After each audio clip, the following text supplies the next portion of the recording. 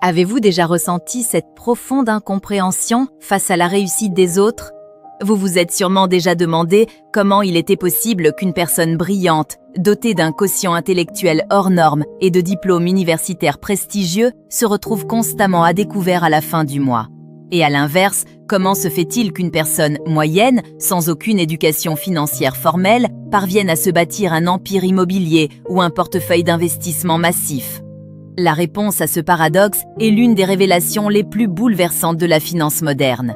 La réussite financière n'a pratiquement rien à voir avec votre intelligence brute. Elle dépend presque exclusivement de votre comportement. C'est le postulat de départ du chef-d'œuvre de Morgan Housel, La psychologie de l'argent. L'argent est partout. Il affecte nos vies, nos choix, nos relations et nos carrières. Mais nous l'étudions depuis des décennies, comme s'il s'agissait d'une science dure, basée sur des mathématiques infaillibles. En réalité, l'argent ressemble beaucoup plus à la psychologie ou à la sociologie. Ce n'est pas un tableur Excel qui dicte vos choix de vie, c'est ce qui se passe dans votre tête, dicté par vos émotions et votre passé. La première grande leçon du livre s'intitule simplement « Personne n'est fou ». Tous les jours, des gens font des choses apparemment stupides avec leur argent. Ils s'endettent pour des objets inutiles, n'épargnent rien ou prennent des risques démesurés. Vu de l'extérieur, cela semble être de la pure folie. Mais Housel affirme le contraire. Aucune de ces décisions n'est folle au moment où elle est prise. Chaque être humain possède un modèle mental unique, forgé par les expériences viscérales de sa propre vie. Imaginez une seconde que vous soyez né dans un pays ravagé par l'hyperinflation. Vous avez vu enfant les économies de toute une vie de vos parents perdre la moitié de leur valeur en l'espace d'une semaine? Quelle sera votre réaction? Vous allez développer une croyance profonde et inébranlable. L'épargne est un piège mortel. Pour vous, le seul moyen logique de conserver la valeur de l'argent est de le dépenser instantanément dès que vous le touchez. À l'inverse, si vous avez grandi dans un pays économiquement stable, en période de croissance continue, cette façon de dépenser frénétiquement vous semblera totalement irrationnelle. Pourtant, ces deux personnes, dotées de la même intelligence de base, prendront des décisions diamétralement opposées. Vous pouvez étudier toutes les statistiques du monde, vous ne ressentirez jamais la peur au ventre de celui qui a tout perdu.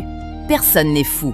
Nous justifions simplement nos choix avec les informations biaisées que notre propre vécu nous a fournies. Cette terrible subjectivité nous amène à la deuxième leçon, sans doute la plus difficile à accepter pour notre ego d'être humain, l'impact colossal de la chance et du risque. Lorsque vous lisez la biographie d'un homme d'affaires milliardaire, il vous parlera inévitablement de ses nuits blanches, de ses sacrifices monumentaux et de son travail acharné. Et c'est la vérité, il a travaillé dur. Mais il omet systématiquement deux forces invisibles et incalculables qui gouvernent l'univers. Prenons l'exemple mythique de Bill Gates. C'est un génie de l'informatique, indéniablement, mais il est aussi le grand bénéficiaire d'une succession de hasards improbables. En 1968, il fréquentait Lakeside, une école privée d'élite à Seattle. Ce qui rendait cette école unique au monde, c'est qu'elle possédait un ordinateur hyper puissant pour l'époque, le télétype Model 33. À cette période, même les plus grandes universités du pays n'avaient pas un accès aussi libre à une telle technologie. Cette chance inouïe, estimée à 1 sur 1 million, a permis à Gates d'apprendre à programmer dès l'âge de 13 ans. Lui-même l'admet publiquement aujourd'hui. Sans Lakeside, Microsoft n'aurait très probablement jamais existé. Mais le hasard a un frère jumeau beaucoup plus sombre et redoutable, le risque. À cette même école de Lakeside, Bill Gates avait un meilleur ami du nom de Kent Evans. Il était tout aussi brillant, partageait la même passion dévorante pour les ordinateurs et aurait logiquement dû fonder l'entreprise à ses côtés. Mais Kent Evans est mort tragiquement dans un accident d'alpinisme avant même d'obtenir son diplôme de fin d'études. Bill Gates a tiré le ticket gagnant de la chance cosmique. Kent Evans a tiré le ticket perdant du risque. C'est exactement la même force invisible, frappant aveuglément dans des directions opposées. Quelle leçon cruciale devons-nous en tirer pour notre propre vie? Arrêtez d'être obsédé par les cas extrêmes. Si vous essayez de reproduire la routine matinale stricte d'un milliardaire, en pensant que cela vous rendra mécaniquement riche, vous êtes complètement aveuglé par le biais du survivant. N'oubliez jamais cette règle d'or. Tous les succès insolents ne sont pas dus uniquement au travail acharné, et tous les échecs retentissants ne sont pas dus à la paresse. Gardez toujours cela à l'esprit. Soyez très indulgent envers vous-même lorsque les choses tournent mal et soyez très prudent lorsque vous jugez l'échec des autres. Vous ne contrôlez qu'une infime fraction des variables du grand jeu de la vie. Nous avons tous en tête l'image stéréotypée du milliardaire qui, bien qu'il possède déjà plus d'argent qu'il ne pourrait en dépenser en 10 vies, continue de prendre des risques démesurés et parfois illégaux pour accumuler encore plus. Pourquoi font-ils cela ? Quelle est cette faille psychologique qui pousse des gens brillants à tout détruire par pure avidité ?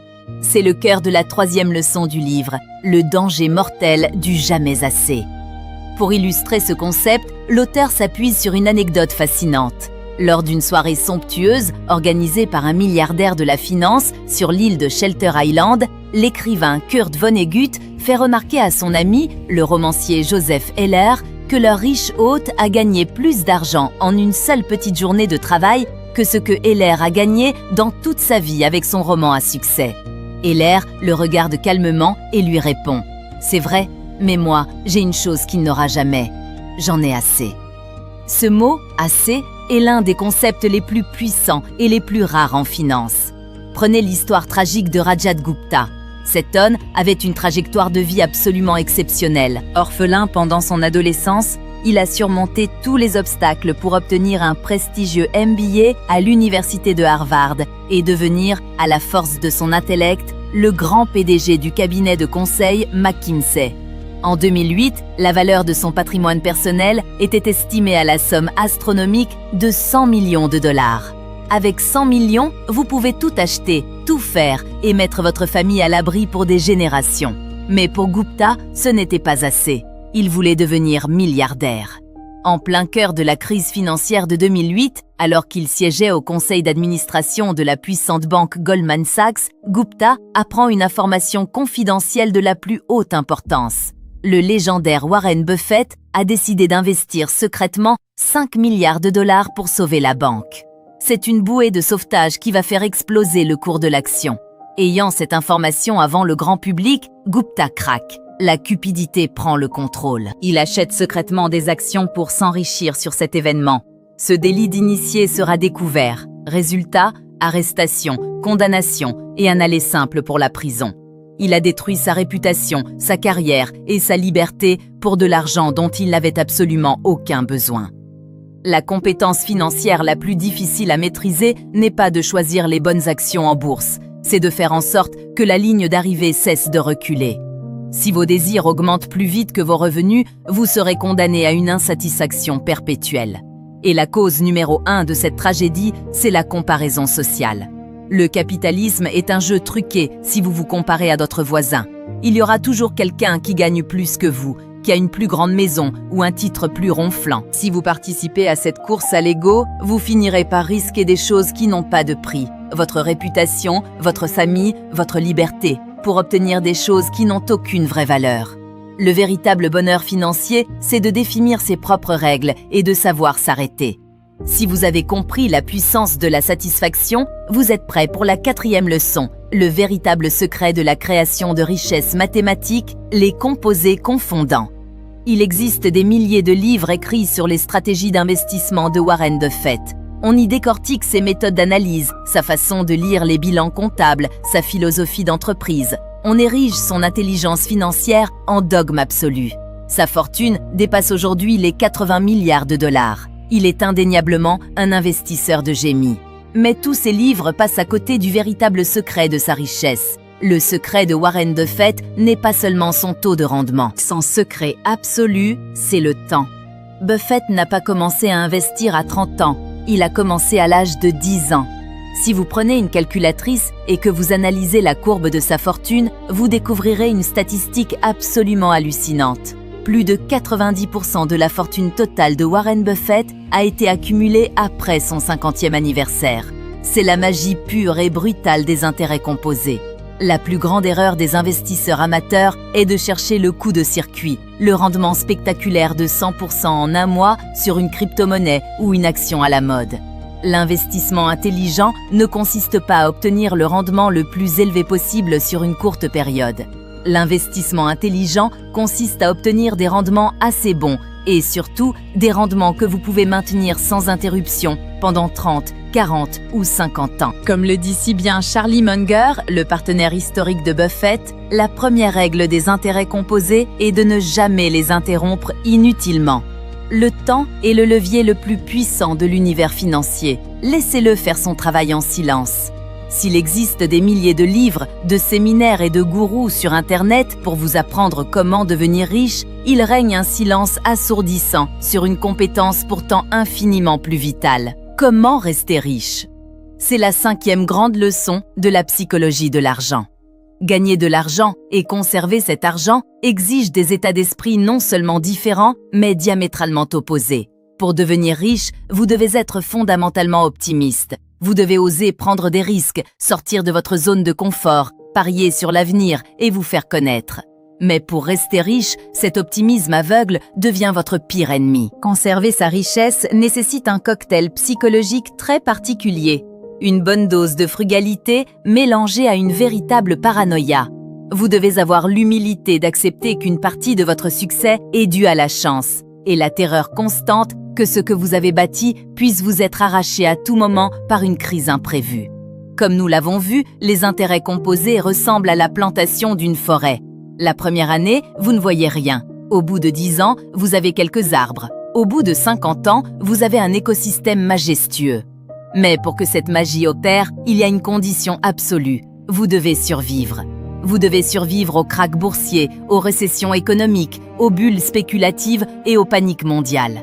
La survie financière à long terme vaut infiniment plus que n'importe quel gain rapide à court terme. Cette notion de survie nous mène à la 6e leçon, un concept qui va totalement déculpabiliser tous ceux qui ont déjà connu l'échec. Vous pouvez vous tromper la moitié du temps et quand même bâtir une fortune colossale. L'auteur nous raconte l'histoire fascinante de Heinz Berggruen, l'un des plus grands marchands d'art du XXe siècle. Le monde entier admirait sa vision, son génie absolu pour dénicher les chefs-d'œuvre de Picasso, Klee ou Matisse avant tout le monde. On pensait qu'il avait un don surnaturel. La réalité était beaucoup moins romantique. Berggruen achetait des quantités industrielles d'œuvres d'art, de manière presque frénétique. Dans cette montagne de toiles, 90% n'avaient aucune valeur particulière. Mais les 10% restants sont devenus les chefs-d'œuvre les plus chers de l'histoire. C'est la cruelle loi de Pareto, la fameuse règle des 80-20 appliquée à l'extrême. Si vous observez les grandes entreprises technologiques ou les investisseurs de génie, vous devez comprendre que leur succès repose sur une poignée de coups de maître qui effacent des centaines de ratés. Prenez Netflix. L'entreprise produit des centaines de séries chaque année. La majorité d'entre elles sont des échecs commerciaux, rapidement annulés et oubliés. Mais le succès planétaire monstrueux de 2 ou 3 séries comme Stranger Things ou Squid Game suffit à générer des milliards de bénéfices et à couvrir toutes les pertes.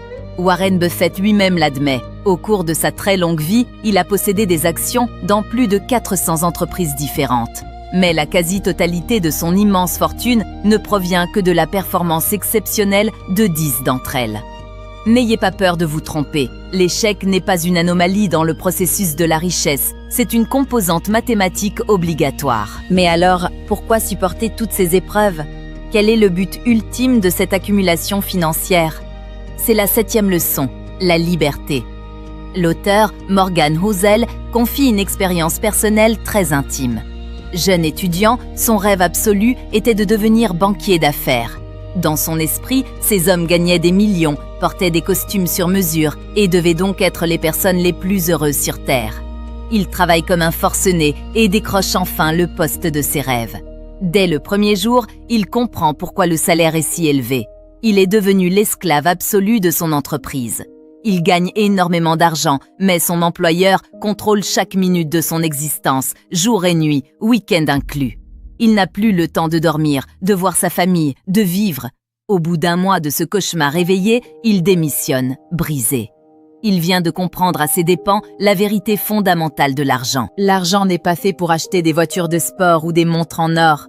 Le dividende le plus élevé, le plus précieux et le plus rare que l'argent puisse vous payer, c'est le contrôle de votre temps. La forme suprême de la richesse, le summum du bonheur financier, c'est d'avoir la capacité de se réveiller un mardi matin, de regarder par la fenêtre et de pouvoir dire à voix haute « Je peux faire exactement ce que je veux aujourd'hui, avec qui je veux, pendant tout le temps que je veux. L'argent n'achète pas le bonheur, mais il achète la flexibilité, l'indépendance et le droit de dire non. Ne sacrifiez jamais votre liberté pour un chèque plus gros. Si le but ultime de l'argent est d'acheter sa liberté, pourquoi tant de gens s'enferment-ils dans des prisons dorées? Cela nous amène à l'une des illusions les plus tenaces de notre société moderne, abordée dans le chapitre 9. La richesse, c'est précisément ce que vous ne voyez pas. Imaginez que vous êtes arrêté à un feu rouge et qu'une magnifique Ferrari neuve s'arrête à côté de vous. Instinctivement, votre cerveau fait une association immédiate. Le conducteur de cette voiture est immensément riche. C'est un réflexe humain. Pourtant, la seule et unique donnée mathématique dont vous avez la certitude absolue à cet instant précis, c'est que cette personne possède 100 000 € de moins sur son compte en banque qu'avant d'acheter la voiture. Ou pire, qu'elle vient de s'endetter sur 10 ans pour la financer. C'est le grand paradoxe de l'apparence. Nous jugeons la richesse des autres sur ce que nous pouvons observer de nos propres yeux. Les voitures de luxe, les montres étincelantes, les vêtements de créateurs, les immenses maisons sur les réseaux sociaux. Mais la vraie richesse est totalement invisible. La richesse, ce sont les voitures de sport qui n'ont pas été achetées. Ce sont les diamants qui n'ont pas été commandés. Ce sont les portefeuilles d'actions, les comptes d'épargne remplis et les investissements immobiliers discrets. Souvent, lorsque les gens disent, avec des étoiles dans les yeux, « je veux être millionnaire », ce qu'ils veulent réellement dire dans leur subconscient, c'est « je veux dépenser 1 million de dollars ». Or, dépenser 1 million de dollars est littéralement et mathématiquement l'exact opposé d'être millionnaire. La seule façon d'accumuler de la vraie richesse, c'est de ne pas dépenser l'argent que l'on gagne. Dépenser une fortune pour prouver aux inconnus que vous avez de l'argent est le moyen le plus rapide et le plus infaillible de vous appauvrir. Mais l'épargne ne sert pas uniquement à accumuler du capital, elle a une fonction vitale que la plupart des gens sous-estiment, expliquée dans le chapitre 13, la marge d'erreur. Dans le monde de l'ingénierie, lorsqu'on construit un pont qui doit supporter des camions de 10 tonnes, on ne le construit pas pour supporter exactement 10 tonnes, on le construit pour en supporter 30. On crée une marge d'erreur pour anticiper l'imprévisible, une tempête, un défaut matériel, un séisme. En finance, le principe est exactement le même. Si votre plan financier exige que tout se passe de manière absolument parfaite pour que vous puissiez survivre, vous êtes assuré de faire faillite. Car dans le monde réel, les choses se brisent, les marchés s'effondrent, les entreprises licencient, les maladies frappent sans prévenir. L'une des erreurs les plus dévastatrices de la classe moyenne est de dépendre d'un seul point de défaillance, le salaire mensuel.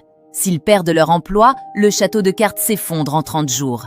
Ne mettez jamais tous vos œufs dans le même panier. L'épargne de précaution n'est pas là pour financer un futur achat précis comme une voiture ou des vacances. L'épargne est là pour vous protéger de l'inconnu absolu. Elle est votre armure contre la malchance. Cette préparation à l'inconnu est d'autant plus cruciale que vous affrontez un adversaire invisible redoutable, vous-même. C'est le chapitre 14, vous allez changer. La planification à long terme, sur 20 ou 30 ans, est un exercice mental incroyablement complexe. Pourquoi? À cause d'un biais cognitif fascinant que la psychologie appelle l'illusion de la fin de l'histoire. En tant qu'être humain, nous sommes tout à fait capables de regarder en arrière et de voir à quel point nous avons changé par rapport à il y a 10 ans. Nos goûts, nos relations et nos idées ont évolué. Mais curieusement, nous sommes incapables de projeter cette évolution vers l'avenir. Nous sommes intimement persuadés que la personne que nous sommes aujourd'hui est la version finale et définitive de nous-mêmes et que nos désirs actuels seront nos désirs éternels. Morgan Housel illustre ce biais avec l'histoire bouleversante d'un de ses amis. Adolescent, ce garçon n'avait qu'une seule obsession, un rêve absolu, devenir médecin. Il a sacrifié sa jeunesse, travaillé d'arrache-pied jour et nuit pendant plus d'une décennie, accumulé des dettes étudiantes écrasantes et a finalement décroché son diplôme. Aujourd'hui, il est médecin et il déteste profondément son métier.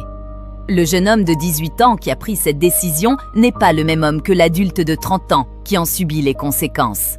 Vous allez changer, le monde va changer. Vos priorités vont être bouleversées, c'est inévitable. Par conséquent, lorsque vous construisez votre stratégie financière, fuyez les plans extrêmement rigides ou les paris trop extrêmes qui ne vous laissent aucune porte de sortie.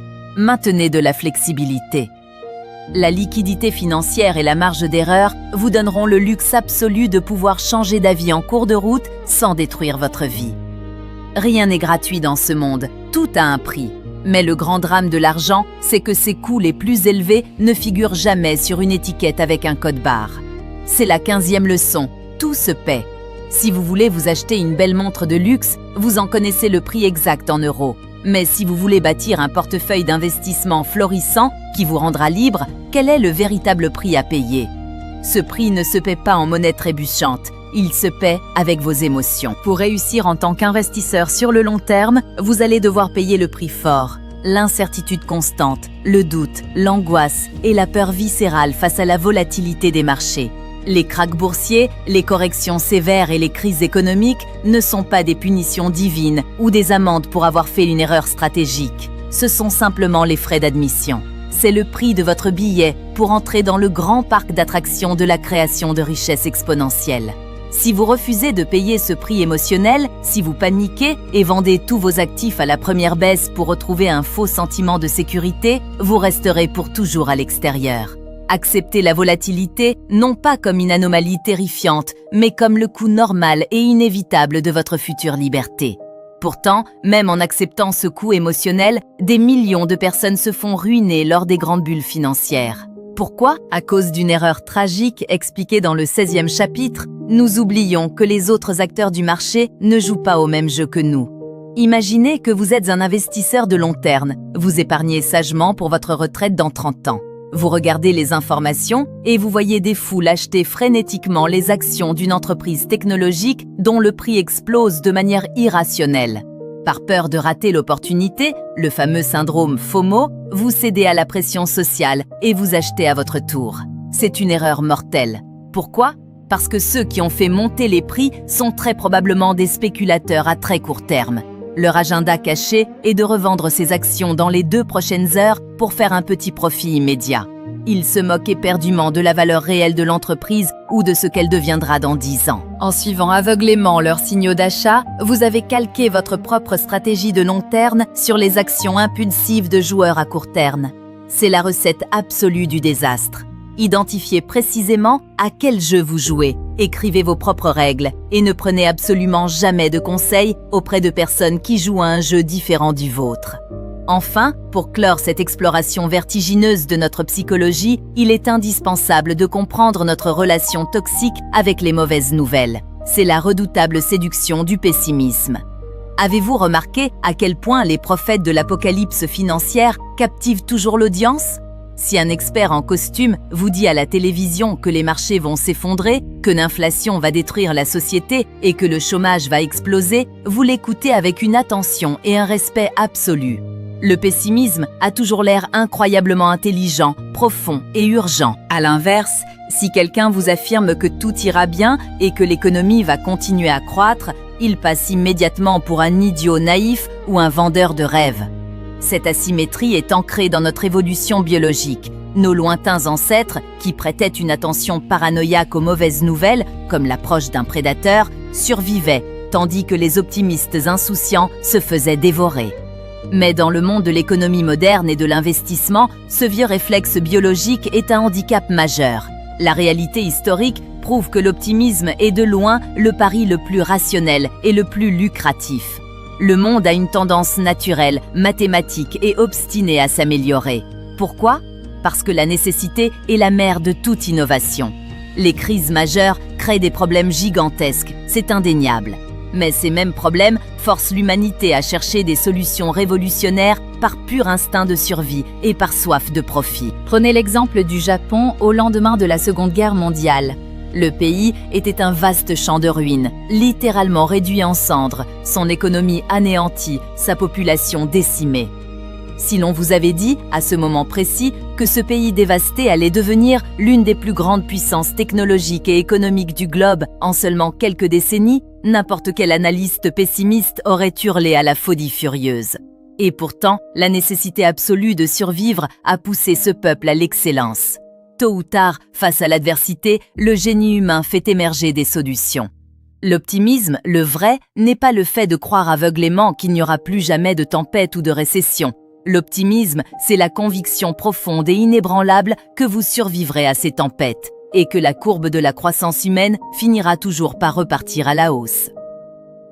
Le comportement est votre plus grand actif financier. Maîtrisez-le, survivez, et le temps fera le reste. Merci de m'avoir accompagné dans ce décryptage de la psychologie de l'argent. N'oubliez pas de vous abonner et de laisser un pouce bleu si vous êtes prêt à reprendre le contrôle de votre comportement. À très bientôt pour une nouvelle masterclass.